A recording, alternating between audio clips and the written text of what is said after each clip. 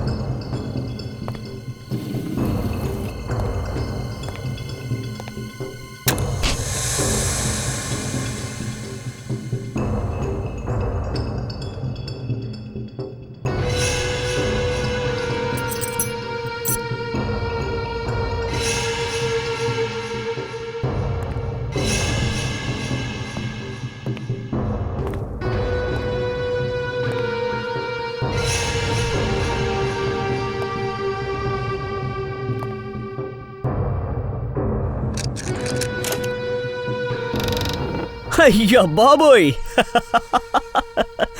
ఈ షోని చూస్తుంటే కడుపు నొప్పి మాత్రలు పక్కనే పెట్టుకోవాలనుకుంటాను. నవ్వి నవ్వి కడుపు నొప్పి వస్తుంది.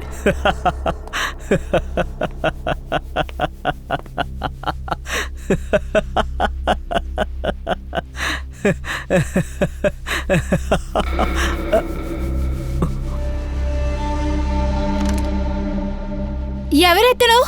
ప్రమోద్ ఎవరెత్తను? నువ్వు చాలా అదృష్టవంతుడివి.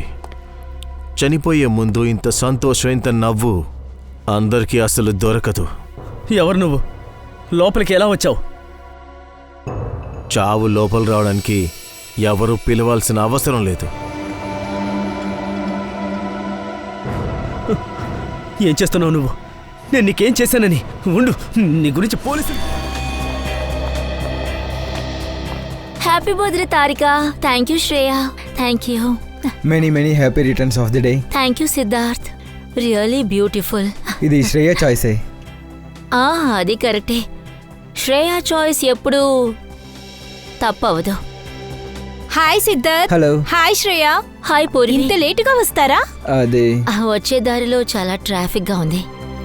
ఏంటి ఫ్రెడ్డి సార్, బాగా లాగించేస్తున్నట్టున్నారు? మొన్న డైటింగ్ చేస్తున్నట్టు చెప్పారా? నేను డైటింగ్ లోనే ఉన్నాను. నేను ఇంతకు ముందు మొత్తంగా ఒకేసారి 5 ప్లేట్లు తింటాను. ఏం మాట్లాడుతున్నారు? మనం వేసిన ప్లాన్ అంతా వేస్ట్ అయ్యేలా ఉంది. అలా ఎలా వదులుతాను? ఖచ్చితంగా ఏదో ఒకటి చేస్తాను. అదెలా? దయా, అక్కడ నీకోసం ఎవరో ఎదురు చూస్తున్నారు. నా కోసం వెయిట్ చేస్తున్నా. ఎవరు? అరే వెళ్ళి చూడు. లేదు, వెళ్ళి చూడు.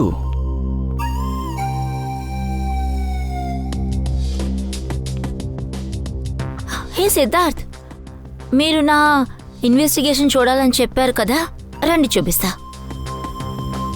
వస్తావా శ్రేయ?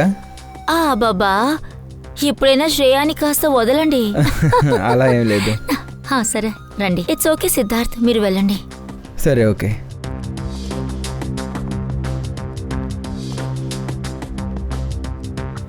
అరే శ్రేయ, నువ్వు ఇక్కడున్నావా? ఆ రూమ్ లో నీకోసం ఎవరో ఎదురు చూస్తున్నారు.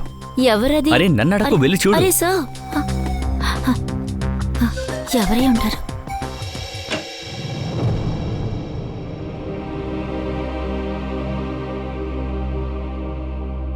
శ్రేయ, మంచిదైంది నువ్వు సిద్ధార్థ్ని నీతో పాటు ఇక్కడ పిలుచుకురావడం.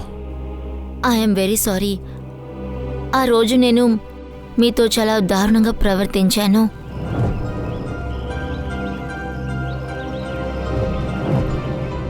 ఆ విషయం వదిలే. నేను మర్చిపోయాను, నువ్వు కూడా మర్చిపో. మర్చిపోవటం చాలా ఈజీ అంటే జీవితం ఎంతో బాగుంటుంది. అదిగా శ్రేయ, ఏంటంటే ఈ జ్ఞాపకాలున్నాయి కదా, విరక్తి చెందిన మనసుని జీవించడానికి ఒక ఆశనిస్తుంది. ఒకవేళ జ్ఞాపకాలు లేకపోతే జీవితం ఎంత బోరింగ్గా ఉంటుంది. సో అవును, నువ్వు సిద్ధార్థ్ని పెళ్లి చేసుకోవాలని నిర్ణయం తీసుకున్నావా? నా మనసు వేరే చెప్తుంది, బుద్ధి మరోలా అంటుంది. నాకు తెలుసు శ్రేయ, మన పనిలో మన మనసు కాక మైండ్ ఏం చెప్తుందో ఆలోచిస్తామని. కానీ ఒక్కసారి ఒక సీడ్ ఆఫీసర్గా కాదు, ఒక సామాన్యమైన అమ్మాయిగా ఆలోచించుడు. నీ మనసు ఏం చెప్తుందో దాన్ని విను. కానీ నా మనసులో ఒక పేరు మాత్రమే చెప్తుంది. ఇక ఆ పేరేంటంటే శ్రేయ, సిద్ధార్థ్. సిద్ధార్థ్ ప్లీజ్, సిద్ధార్థ్ నేను చెప్పేది కాస్త వినండి. ఇక మీద వినడానికి ఏముంది? అన్ని నిజాలు నేను కళ్ళారా చూశాను. నువ్వు దయాని ప్రేమిస్తున్నావు కదా?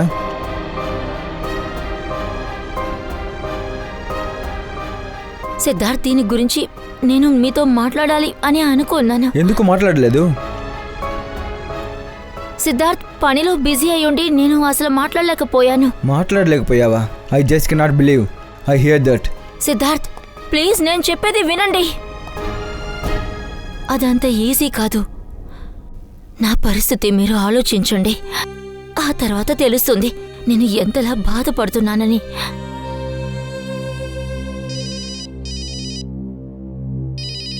హలో, మర్డరా?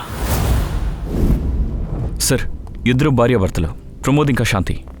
సార్, మా హోటల్ ఇలా జరుగుతుందని ఎప్పుడూ అనుకోలేదు సార్. ఒక్క నిమిషం, అందరూ బయట ఉండండి.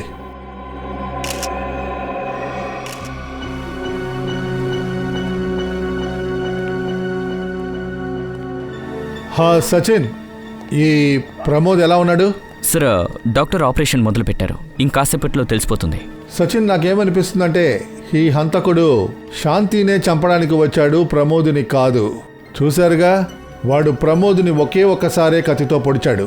తర్వాత వాడు బ్రతికున్నాడా లేదా అని కూడా వాడిని చూడలేదు.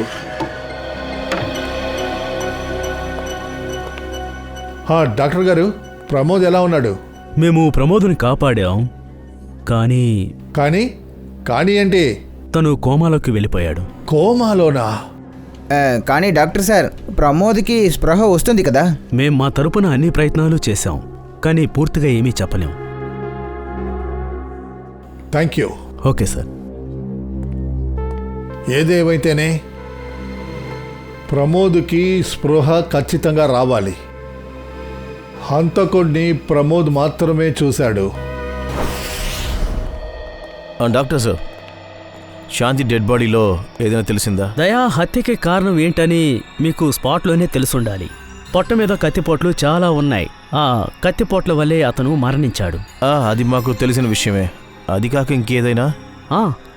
ఒక ముఖ్యమైన విషయం. 2 నెలల క్రితం తనకి కిడ్నీ ఆపరేషన్ జరిగింది. ఇదిగో చూడండి, ఇందులో ఫోటో ఉంది. కిడ్నీ ఆపరేషనా?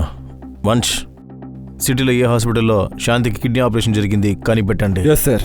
మరి క్రైమ్ సీన్లో బ్లడ్ దొరికింది, అది శాంతి ప్రమోదుల్దే. హంతకుడు హత్య చేసే ముందు ఎవ్రీ స్టెప్ జాగ్రత్తగా వేశాడు. ఈ హత్య ద్వారా హెచ్చరిక చేయాలని హంతకుడు చాలా భయంకరంగా ప్లాన్ చేశాడు. ప్రమోద్ ఆఫీస్ నుంచి వచ్చే టైం ఏంటో వాడికి తెలిసింది. ఇద్దరు ఉన్నప్పుడే హోటల్ రూమ్లోకి వాడు వచ్చాడు. కానీ సార్, శాంతిని చంపడమే తన ఆలోచన అంటే వాడు ప్రమోద్ రాకముందే శాంతిని హత్య చేసి వెళ్ళుండాలి కదూ. అవును, నువ్వు చెప్పేది కూడా కరెక్టే. నాకు తెలిసి ప్రమోద్ని హంతకుడు ఒకే ఒకసారి కత్తితో పొడిచాడు. అది ఎందుకంటే ప్రమోద్ కోమాలో ఉండాలని వాడు ఆశపడినట్టున్నాడు. ప్రాణం ఉన్న శవంలా ఉండాలనుకున్నాడు. అయితే ఆ హంతకుడు ఎక్స్పర్ట్ అనుకుంటాను. శరీరంలో ఎక్కడ పడవాలో వాడికి బాగా తెలుసు అనుకుంటాను. సార్, హంతకుడు ఒక పిచ్చోడు అయి ఉండాలి సార్. ఎందుకంటే హత్య చేసిన తర్వాత వీళ్ళని దండం పెట్టే పొజిషన్లో ఎందుకు కూర్చోబెట్టాలి? అన్నింటికి వెనక ఒక గాఢమైన కారణం ఉంటుంది. ఆ హంతకుడు పాస్ట్కి సంబంధించిన వాడై ఉంటాడు. ఏంటి? ప్రమోద్ వైఫ్ని చంపేశారా? తర్వాత ప్రమోద్ కోమాలో ఉన్నాడా? అవును సార్. సరే, ఒక విషయం చెప్పండి. గత కొన్ని రోజులుగా ప్రమోద్ స్వభావం ఎలా ఉంటుంది? వాడు చాలా భయపడి ఉన్నాడా? లేదైనా విచిత్రమైన ఏదైనా విషయం? లేదు, అటువంటిదేమీ లేదు సార్. కానీ ఒకటి సార్, ఆయన వర్క్లో చాలా తప్పులు చేశారు సార్. క్లియర్గా చెప్పండి, ప్రమోద్ ఎలాంటి తప్పులు చేశారు? బేసిక్ అకౌంట్లో తప్పు సార్. నాకు ఆశ్చర్యం అనిపించింది. ఇంత ఎక్స్పీరియన్స్ ఉన్న వ్యక్తి, ఇంత క్వాలిఫైడ్ అయిన వ్యక్తి చిన్న పిల్లలా ఎలా తప్పు చేశారనిపించింది. ఇంకా నేను సార్, ఆయన తప్పుల్ని నేను కనిపెట్టాను. లేదంటే అకౌంట్స్ మొత్తం బోల్తా కొట్టుండేది. ఆయనకి పనితనం లేదని నాకు అప్పుడే అనిపించింది. అదెలా కుదురుద్ది? అతను ఏ కంపెనీ నుంచి వచ్చాడో ఆ కంపెనీ చాలా పెద్ద కంపెనీ. అటువంటి పెద్ద కంపెనీ ఇటువంటి మనిషిని ఎలా పనిలో పెడతారు? ఏ పని తెలియని ఒకడిని. ఇప్పుడు ఈ ప్రమోద్కి సంబంధించిన పూర్తి విషయాలు తెలుసుకోవాలి. భార్య భర్తలు ప్రమోద్, శాంతి ఇద్దరు మోసగాడు సార్. వాళ్ళ సర్టిఫికేట్స్, డాక్యుమెంట్స్ అంతా డూప్లికేట్ సార్. స్కూల్లో, కాలేజీలో విచారించాను. దానికి ఏం కారణమై ఉంటుంది ఇలా మోసం చేసి ఆ ఫినాన్స్ కంపెనీలో పనికి చేరారు? ప్రమోద్ ఇక్కడ పని చేయడం వల్ల ఏ లాభమై ఉంటుంది? ఈ ప్రశ్నకి సమాధానం ప్రమోద్ హత్యకి కారణం రెండూ ఒకటే అయి ఉంటుంది. ఏ కారణమైనా సరే ఆ కారణం ఏంటో సిఐడి కనిపెడుతుంది. కానీ సార్ వీళ్ళ పేరు కూడా అబద్ధమై ఉండొచ్చు, కావచ్చు. ఒకవేళ వీళ్ళు నిజమైన శాంతి ప్రమోద్ కాకుండా కావచ్చు. వేషం మార్చుకుని వాళ్ళిద్దరి స్థానాన్ని వీళ్ళు తీసుకున్నారు ఉండొచ్చు. 1 సెకండ్. హలో, చెప్పండి. ఏ hospital? Okay, thank you so much. ఏమైంది నిఖిల్? మనం అనుకున్నది సరైంది సార్. 2 నెలలకి ముందు పూణే మోతీ హాస్పిటల్లో ప్రమోద్ భార్యకి ఒక ఆపరేషన్ జరిగింది. అక్కడ ప్రమోద్ భార్య పేరు శాంతి కాదు, వినిత అని రాసింది సార్. వినిత, మోతీ హాస్పిటల్, పూణే.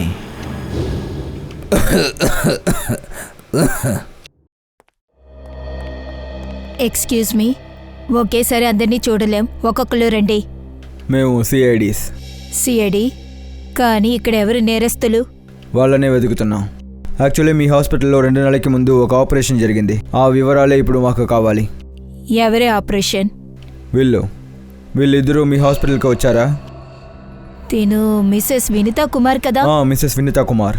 ఇంకా తిన ఇతని భర్త, వీళ్ళిద్దరూ చనిపోయారా? అవును, వినితా కుమార్ని హత్య చేసేశారు. వాళ్ళ భర్త ప్రమోద్ ఇప్పుడు కోమాలో ఉన్నారు. డాక్టర్, ఒక విషయం చెప్పండి. Missus Vinitha Kumar kidney operation చేసేశారు కదా? అవును. మేము వాళ్ళ మెడికల్ రిపోర్ట్స్ని చూడగలమా? ఇందులో భర్త పేరు త్రిలోక్ కుమార్ అని ఉంది. అయితే ఆ త్రిలోకే ప్రమోద్, వినిత శాంతిగా మారారు. ఈ పేపర్లో వాళ్ళ ఇంటి అడ్రస్ కూడా ఉంది. అక్కడ వెళ్ళి ఏదైనా దొరుకుతుందో చూద్దామా? లేదు నిఖిల్, ఏ ప్రయోజనం ఉండదు. వాళ్ళ గుర్తులాగే ఈ అడ్రస్ కూడా అబద్ధమే ఉంటుంది. అవును, మేము వీళ్ళ ఆపరేషన్కి సంబంధించిన కొన్ని రిపోర్ట్స్ని కొరియర్ చేశాం, కానీ ఆ కొరియర్ తిరిగి వచ్చేసింది. డాక్టర్, మాకు ఒక విషయం చెప్పండి. వీళ్ళ ఆపరేషన్కి అయిన పేమెంట్ని క్యాష్గా ఇచ్చారా, చెక్కా లేదా ఏదైనా? ఇన్సూరెన్స్ ద్వారా. ఇన్సూరెన్స్? ఆ ఇన్సూరెన్స్ కంపెనీకి సంబంధించిన పేపర్స్, డాక్యుమెంట్స్ ఏదైనా? ఈ ఫైల్లోనే ఉంది. గుడ్.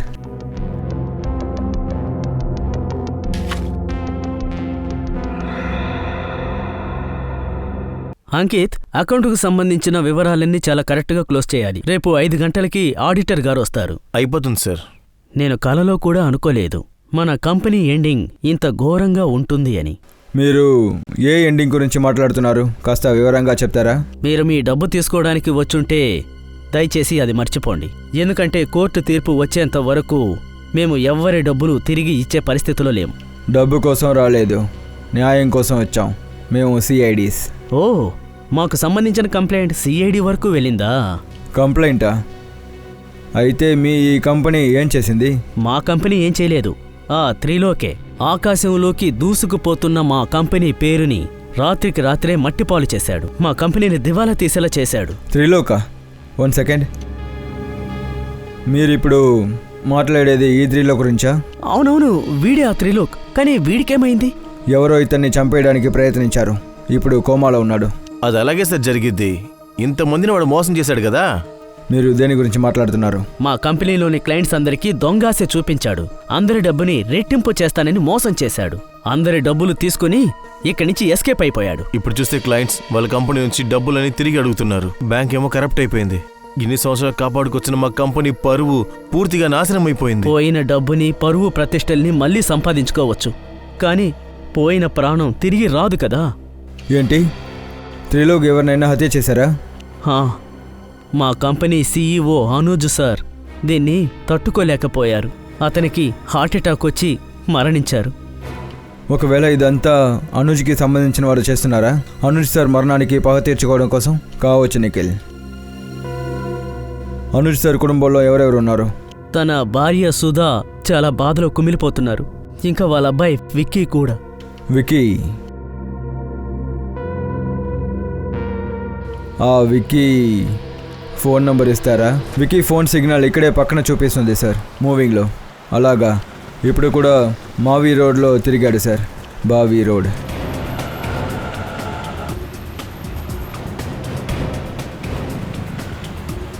కొంచెం సిగ్నల్ చూడండి, ఏదైనా తెలుస్తుందా? ఒక నిమిషం. ఏంటి? ఈ వికీ ఫోన్ సిగ్నల్ ఇక్కడే పక్కన చూపిస్తుంది. వికీ ఆ బైక్లో ఉన్నాడా ఏంటి? అవును సార్, ఇతనే వికీ అయి ఉంటాడు. చెక్ చేద్దాం.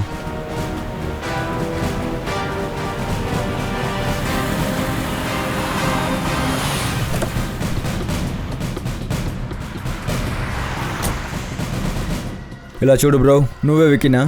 అవును. ఏంటి సార్ మీరు? నా పేరు మీకెలా తెలుసు? నీ పేరు ఇంకా నువ్వు చేసిన పని అంతా మాకు తెలుసు. మేము సిఐడీస్. సిఐడియా? ఈ సిటీలో ఏం చేస్తున్నావు? నాకు పని ఉంది సార్. మీరందరూ నన్ను ఎందుకు ఫాలో అవుతున్నారు? నీ డ్రామా ఆపో. ఇద్దరిని చంపేసి ఎందుకు ఫాలో చేస్తున్నావు అని అడుగుతున్నావా? నేనెవరిని చంపలేదు. అలాగా, త్రిలోక్ వినీతని నువ్వు చంపలేదా? వాట్? వాళ్ళిద్దరూ చచ్చిపోయారా? నీ డ్రామాని ఆపు. నీ మొత్తం జాతకం మా దగ్గర ఉంది. నీ నాన్న చావుకి వాళ్లే కారణమని చెప్పి ప్రతీకారం తీర్చుకోవడానికి వచ్చావు కదా? అవును, నేను ప్రతీకారం తీర్చుకోవాలనుకున్నా, కానీ వాళ్ళని నేను చంపలేదు. ఇలా చూడు, నిజం చెప్పు, లేదంటే మేము ఏం చేస్తామో మాకే తెలీదు. నేను నిజమే చెప్తున్నాను. వాళ్ళ గురించి నేను ఎంక్వైరీ చేశాను. నేను హోటల్కి కూడా వెళ్ళాను. వాళ్ళ రూమ్లోకి నేను వెళ్ళాలనుకున్నప్పుడు ఇంకొకడు వెళ్ళడం నేను చూశాను. అతను ఎవరు? ఆ వ్యక్తి మొహం నేను సరిగ్గా చూడలేకపోయాను. నీకు ఏం గుర్తుందో, ఎంత గుర్తుందో అంతా చెప్పు. ఇంచుమించు ఆ వ్యక్తి 6 అడుగులు ఉన్నాడు. ఓవర్ కోట్ వేసుకున్నాడు. పెద్ద జుట్టు సార్, ఇదిగో ఇక్కడ వరకు. తర్వాత వాడు అలిగేటర్ షూలు వేసుకొచ్చాడు. Alligator shoes. హలో, ఇంకొక హత్య.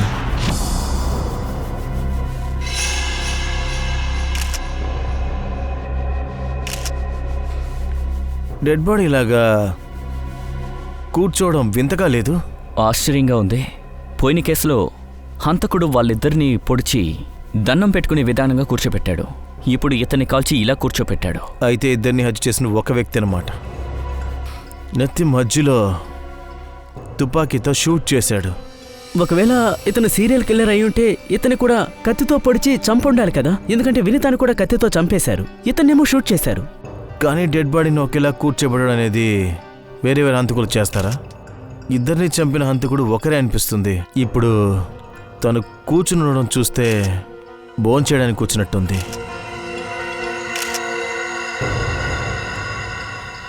ఇక్కడ ఇంకో ప్లేట్ కూడా ఉంది. ఒకవేళ ఈ ప్లేటు దిగ్మాంక్షు వైఫ్కా? లేదు సార్, అమ్మ గ్రామానికి వెళ్ళి 1 వారం అయింది. 1 వారం తర్వాతే వస్తారు. ఇంట్లో వేరే ఎవరు ఉన్నారా? వాళ్ళ కోసం దిగ్మంచు ఇంకో ప్లేట్లో భోజనం పెట్టమని చెప్పాడా? లేదు సార్. సరే, మీరు ఇంటికి తిరిగి వచ్చేటప్పుడు ఈ తలుపు మూసిందా తెరిసుండిందా? లేదు సార్, మూసే ఉంది. మరి ఇంట్లోకి మీరు ఎలా వచ్చారు? సార్, నాకు కూడా ఒక చావిని ఇచ్చారు సార్. ఆ వ్యక్తి ఖచ్చితంగా డిమెన్షియకు తెలిసిన వ్యక్తి అయి ఉండాలి. ఓ పని చేయండి, సచిన్, పంకజ్, ఇల్లు మొత్తం చెక్ చేయండి, ఏదైనా దొరుకుతుందో చూద్దాం.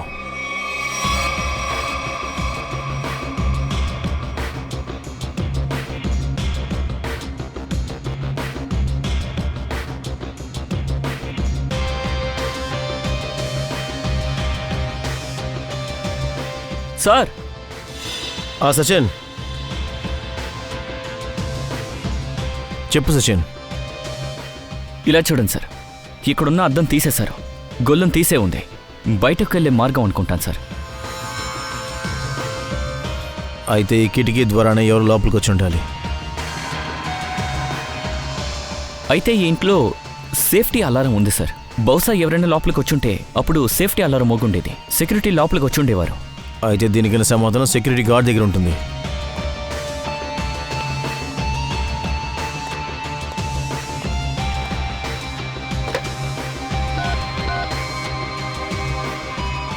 హలో సెక్యూరిటీ, ఈరోజు మధ్యాహ్నం దిగ్మంచి ఇంట్లోంచి అలారం కొట్టిందా, మోగిందా? మరి అది చెక్ చేయడానికి ఎందుకు మీరు అతని ఇంటికి రాలేదు?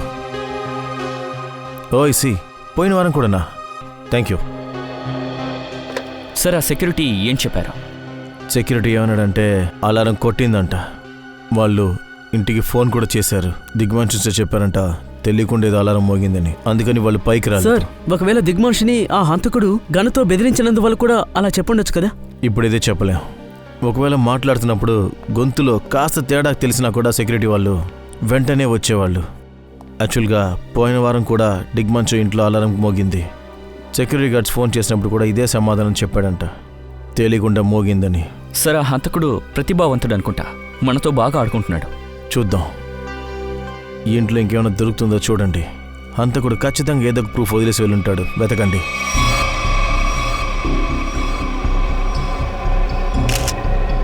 సార్ ఒక నిమిషం.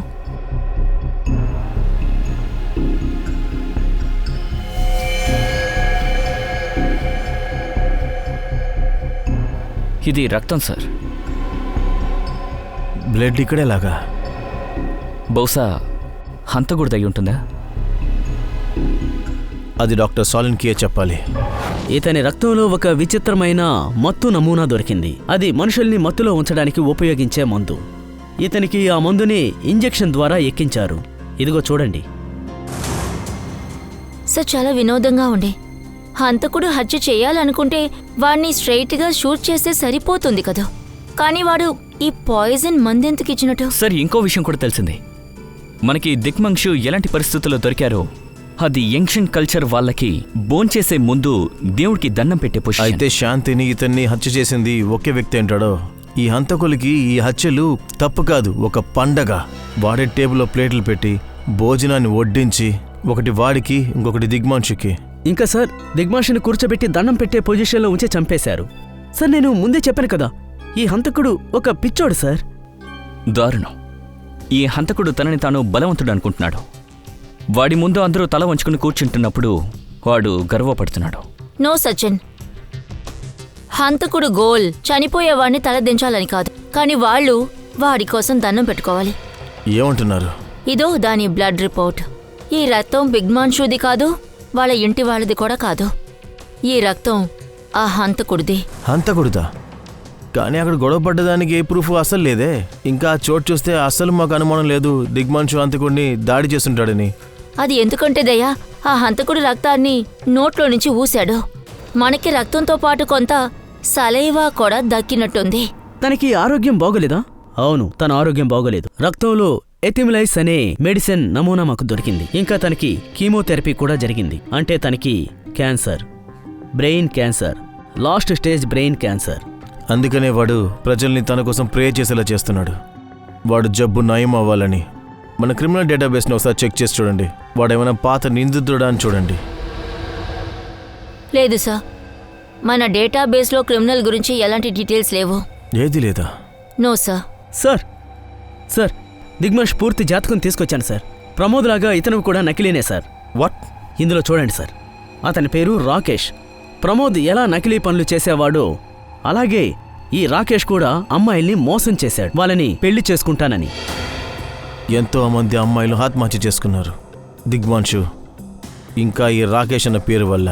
అవును సార్, పెళ్లి తర్వాత వాళ్ళు డబ్బు తీసుకుని పారిపోయారు సార్. సార్ అలా అయితే హంతకుడు హత్య చేసిన ఆ ఇద్దరు ముందుగానే క్రిమినల్సే ఉంటారా? వాడు చచ్చిపోయే ముందు ఏదైనా మంచి పని చేయాలని అనుకున్నాడా ఏంటి? లేదు శ్రేయ, ఈ రెండు నిందితులతోటి వాళ్ళకేదో ఒక సంబంధం ఉండుండాలి. కనిపెట్టండి ఈ రెండు నిందితుల కేసుగా ఏదైనా పోలీస్ స్టేషన్లో ఫైల్ అయిందని. సార్, బ్రెయిన్ క్యాన్సర్ వల్ల బాధింపబడ్డ పేషెంట్స్ యొక్క లిస్టు దొరికింది.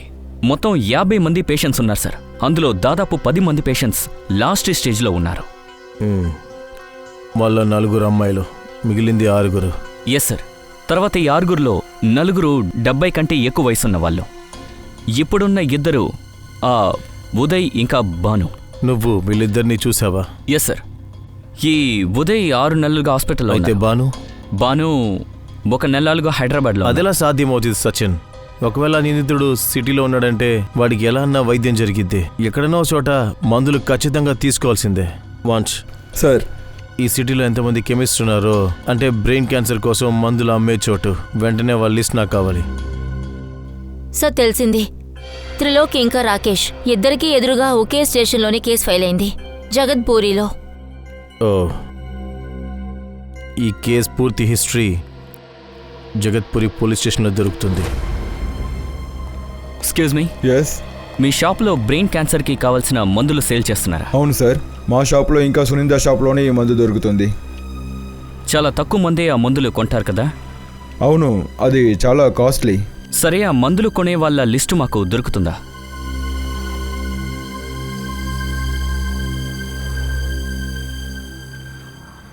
ఇదిగోండి సార్ ఆ list.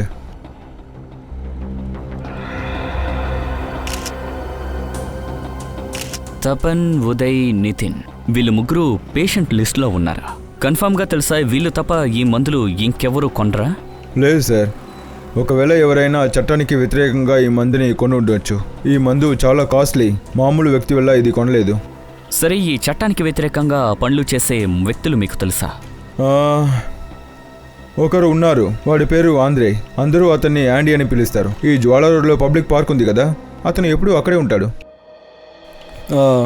Constable Sunil. Yes sir. మీరు సిఐడి తరపున వచ్చారు కదూ? మీ దగ్గరే మాట్లాడింది మేమే. Yes sir. చెప్పండి, ఈ కానిస్టేబుల్ సునీల్ మీకు ఏ సాయం చేయాలి? సునీల్ సార్, ఇప్పుడు కొన్ని రోజులకి ముందు ఈ రికార్డ్ రూమ్లో ఏదైనా దొంగపోయిందా? దొంగతనమా? లేదు సార్. అయినా ఇక్కడికొచ్చి ఎవరు దొంగతనం చేస్తారు? సునీల్, మీరు మాకు ఒక హెల్ప్ చేయగలరా? మాకు 2 క్రిమినల్ ఫైల్ కావాలి. ఒకరి పేరు త్రిలోక్ కుమార్, ఇంకొకరు రాకేష్ వివేన్. ఒక్క నిమిషం సార్. సార్, మీరు ఏం పేరు చెప్పారు? రాకేషా? రాకేష్ వివేన్.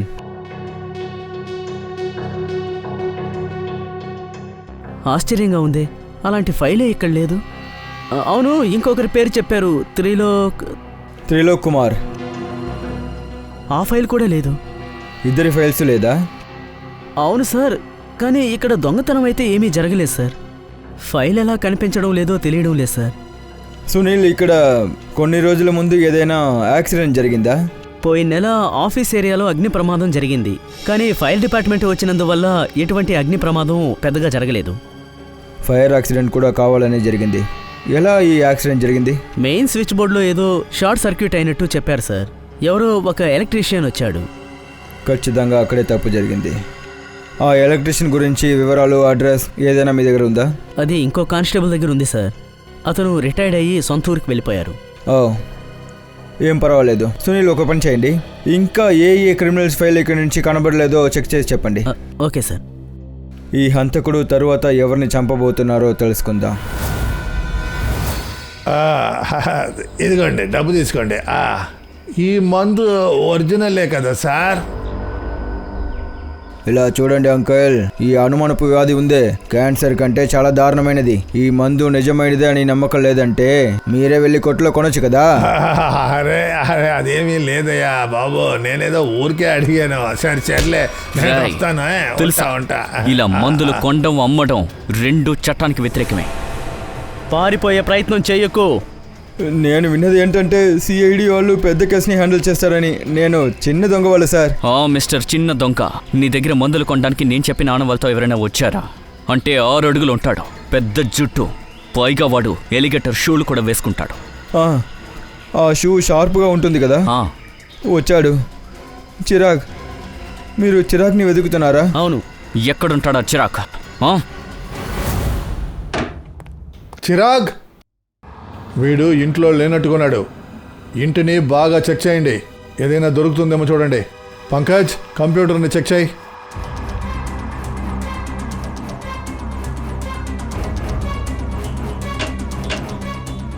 సరే, ఇలా చూడండి, ఈ అలమారి మొత్తం గన్నులు, కత్తులు ఉన్నాయి. మై గాడ్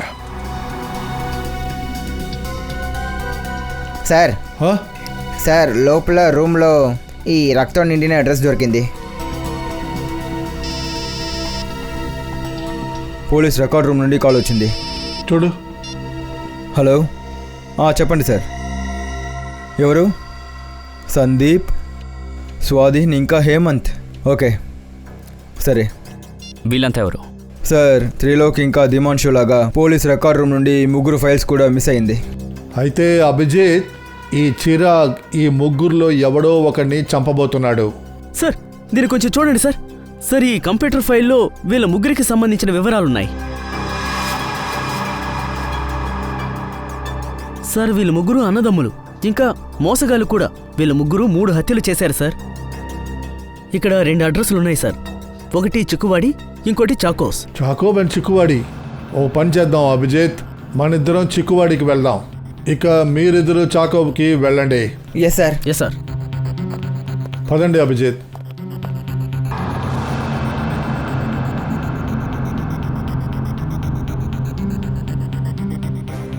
ఏమైంది సార్? అభిజిత్, ఈ పెన్ను నాది అభిజిత్.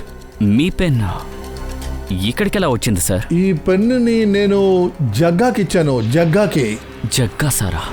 మీ రిపోర్టర్ కదా? అవును అభిజిత్, నా రిపోర్టర్. కానీ ఆయన చనిపోయారు కదా? అవును అభిజిత్, అతను చనిపోయాడు. కానీ ఏ హత్యలో అయితే మనకి సహాయం చేశాడో ఆ జగ్గా, ఇక ఆ హత్య కూడా ఈరోజు జరిగిన హత్యలాగానే జరిగింది. హత్య చేసిన తర్వాత చనిపోయిన వాళ్ళని ప్రార్థన చేసే విధంగా కూర్చోపెట్టారు. వెళ్దాం సార్. లేదు అభిజిత్, వాడు ఎటువంటి హత్యలను చేస్తూ ఉన్నాడో దాని ద్వారా నాకేదో చెప్పాలనుకుంటున్నాడు. నన్ను వాడు చూడాలనుకుంటున్నాడు, అది కూడా ఒంటరిగా.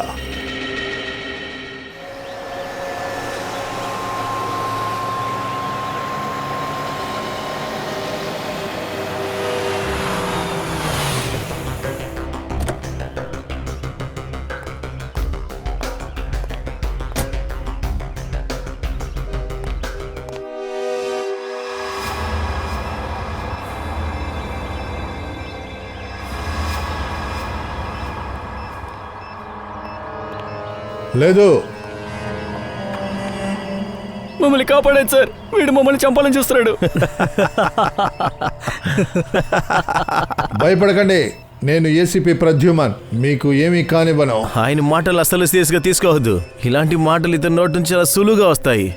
ఇలాంటి మాటలు చెప్పే ముందే ఏసీపీ, నా ఏర్పాట్లు కాస్త చూసుకోండి. ఏంటి ఈ రిమోట్ నొక్కే నడిచాలి, ఈ ముగ్గురు ఒకేసారి బూమ్, లేదు, భూమి నుండి మాయమైపోతారు. ఎందుకు ఇవన్నీ చేస్తున్నావు? ఏంటి నేను చేసే తప్పు? చెప్పండి. చట్టం నుండి తప్పించుకున్న వాళ్లే కదా ఈ ముగ్గురు నిందితులు. వాళ్ళని చంపడంలో ఏం తప్పు ఉంది? వీళ్ళని శిక్షించే హక్కు నీకు లేదు, చట్టానికే ఆ హక్కు ఉంది. అరే ఇదే అసలు మీ ప్రాబ్లమే. మీరు చట్టంలో ఉన్నంత వరకు అసలు ఏం జరగదు. ఏంటి నువ్వు నా దగ్గర నుంచి ఏమి ఎదురు చూస్తున్నావు? ముందు నీ గన్ను నా దగ్గర ఇవ్వు. ఏసీపీ, ముందు నీ గన్ను నాకు ఇవ్వు, లేదంటే బటన్ నొక్కేస్తాను. ఏసీపీ, నేను 3 లెక్కెడతాను. 1, 2, 3. లేదు,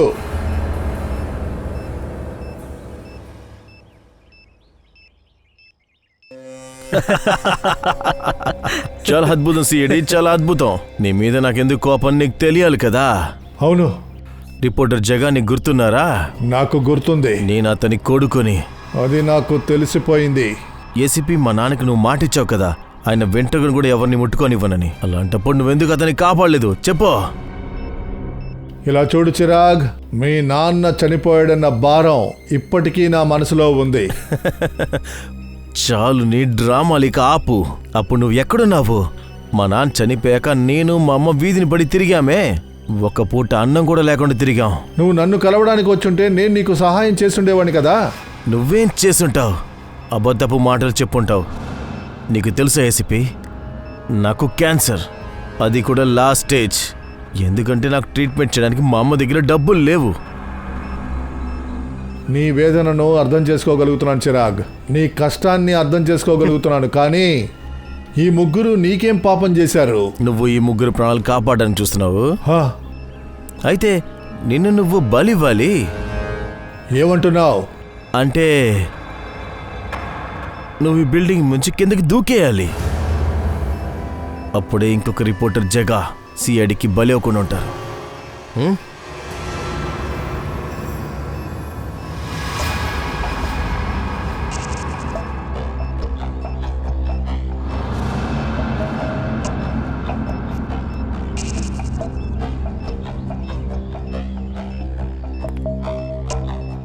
సరే, ఒప్పుకుంటున్నాను.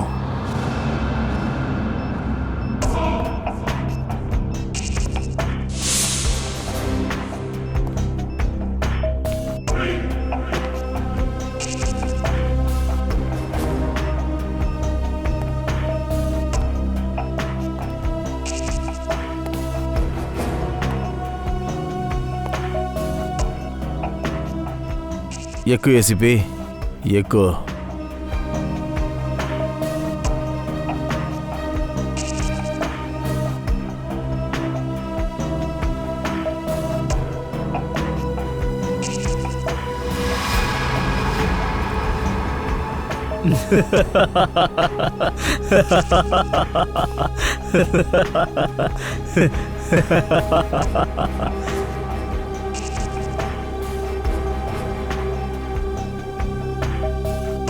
పైకి వెళ్ళాక మా నాన్నగారిని కలిసి క్షమాపణ అడుగు. ఏమైంది? మరణాన్ని ఇంత దగ్గరగా చూడడం వల్ల కాళ్ళు వణుకుతున్నాయా? ఇంతవరకు ఈ ఏసీపీ తన మరణాన్ని తన పక్కనే పెట్టుకున్నాడు. మీకు అర్థమైందా? మరణాన్ని చూసి భయపడేవాడిని కాదు. ఎందుక పెద్ద పెద్ద మాటలు? ఇప్పుడు మాట్లాడే టైం కాదు ఇది, యాక్షన్కైనా టైం. దూకు ఏసీపీ, దూకు. తర్వాత ఈ మంచి జీవితానికి టాటా చెప్పే. దూకు. ఒక్క నిమిషం, నేను ఖచ్చితంగా దూకుతా. నిన్ను నేను ఎలా నమ్మడం? నేను దూకిన తర్వాత వీళ్ళ ముగ్గురిని నువ్వు వదిలేస్తావని. నీకు తప్ప ఇంకొక దారి లేదు. దూకు ఏసీపీ, లేదంటే ఈ బటన్ నొక్కేస్తాను.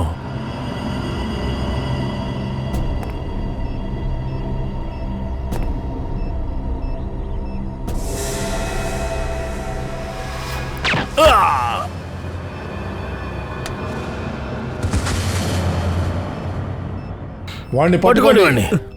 హే హే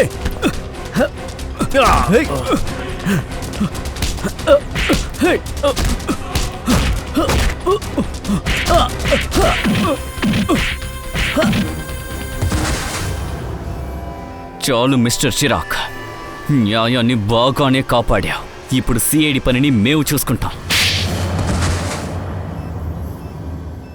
ఫ్రెడీ, పంకజ్, వాళ్ళ ముగ్గురు మీద ఉన్న బాంబుల్ని రిమూవ్ చేసేయండి.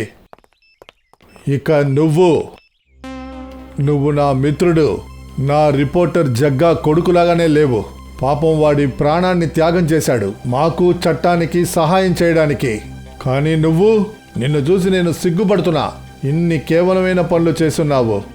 2 హత్యలు చేశావు నువ్వు. నీకు ఉరి శిక్షే ఇప్పుడు వెయ్యబోతున్నారు. ఉరి.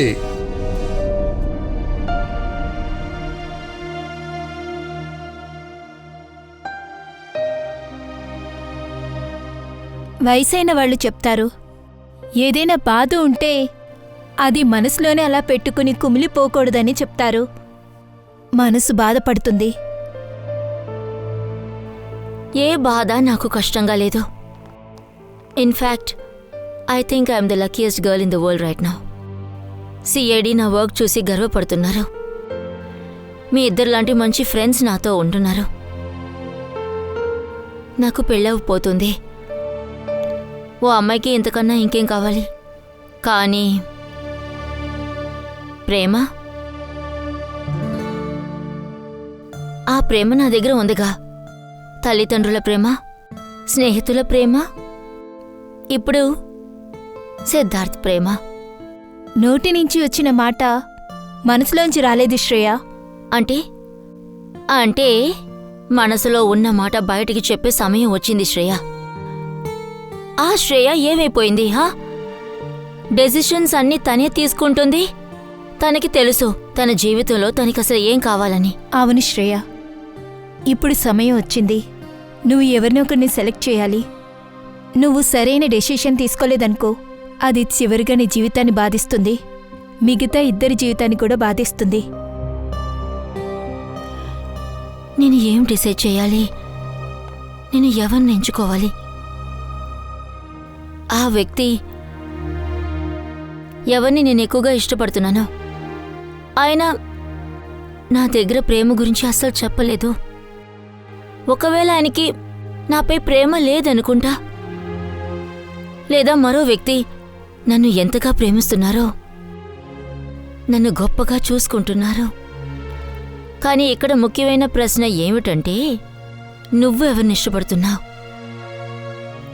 లేదు తారికా, ఇక్కడ ముఖ్యమైన విషయం ఏమిటంటే, ఇప్పుడు నేను వెనకాడలేను. నేను తీసుకున్న ఈ డెసిషన్ సిద్ధార్థ్కి మాత్రమే కాదు, వాళ్ళ ఫ్యామిలీకి, నా ఫ్యామిలీకి బాధపడేలా చేస్తుంది. చిన్నపిల్లలా మాట్లాడొద్దు శ్రేయ. అమ్మా నాన్న ఏం కోరుకుంటారు? వాళ్ళ పిల్లల జీవితంలో సంతోషం దొరకాలని ఆశిస్తారు. నువ్వు సిద్ధార్థతో సంతోషంగా జీవించలేవు. అంకుల్ ఆంటీ సంతోషంగా ఉంటారా చెప్పు? నువ్వు సంతోషంగా లేవంటే సిద్ధార్థ్ ఎలా సంతోషంగా ఉండగలడు? నువ్వేసే ఈ ఒక్క అడుగు చాలా ఫ్యామిలీస్ని ఎఫెక్ట్ అవుతుంది. నువ్వు నీ మనసు ఏం చెప్తే అదే చెయ్యి, ఎందుకంటే మనసు కరెక్ట్గా చెప్తుంది. అలాగే ఇక మీదట నా మనసు చెప్పిందే వింటాను. నేను ఏ ఒక అడుగులో బలహీనంగా అయ్యానంటే మీరిద్దరూ నాకు సరైన దారి చూపెట్టాలి. కానీ ఒక కండిషన్. ఏంటా కండిషన్? మాకు ఐస్ క్రీమ్ కొని పెట్టాలి. తప్పకుండా.